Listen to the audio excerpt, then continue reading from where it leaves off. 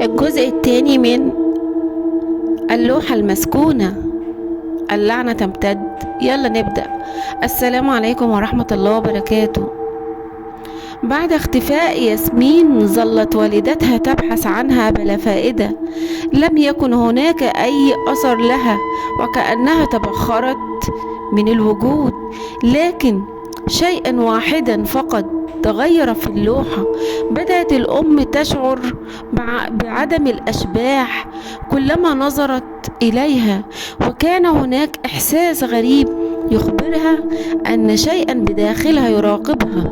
ذات ليلة، وبينما كانت تجلس منهارة تبكي على سرير ياسمين، سمعت صوتا خافتا يشبه همسات ابنتها تأتي من داخل اللوحة. تقدمت نحوها ببطء وضاقت عيناها محاولة التركيز. كانت العيون في اللوحة مختلفة، كأنها تحمل شيئا من ملامح ياسمين.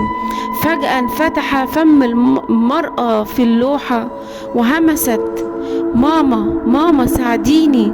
تراجعت الأم مرعوبة وجريت إلى المطبخ. أمسكت السكينة حادة وعادت إلى الغرفة بعزم على تمزيق هذه اللوحة الملعونة، لكنها عندما رفعت السكينة تجمدت يديها في الهواء. كانت اللوحة تتحرك، الوجه بداخلها تغير، واليد التي خرجت مسبقا من اللوحة بدأت تظهر من جديد، لكنها لم تكن يد المرأة القديمة، بل كانت يد ياسمين. قبل أن تتمكن الأم من فعل أي شيء، انطفأت الأنوار، وفي الصباح دخلوا الجيران المنزل بعد أن سمعوا صرخة قوية.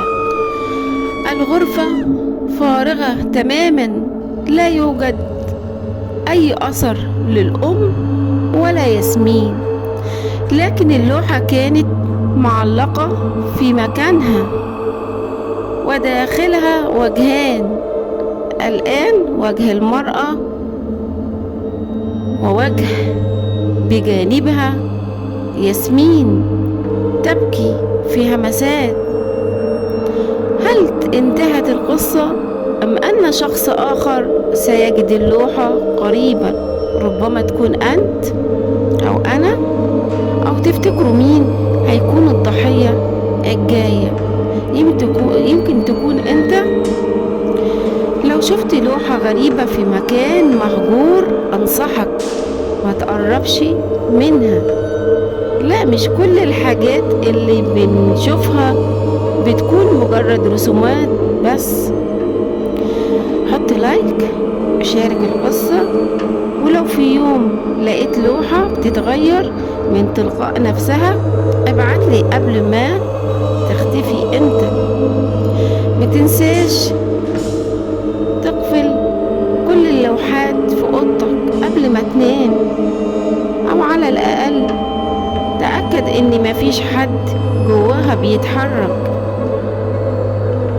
قولولي في التعليقات لو كنتوا مكان الام كنتوا هتعملوا ايه. بس خلي بالكم، اللوحة ممكن تكون قريبة من حد. لو عجبتكم القصة ما تنسوش تعملولي اشتركوا في القناة، اكتبولي في التعليقات، واعملوا لايك، واستنوا كل جديد.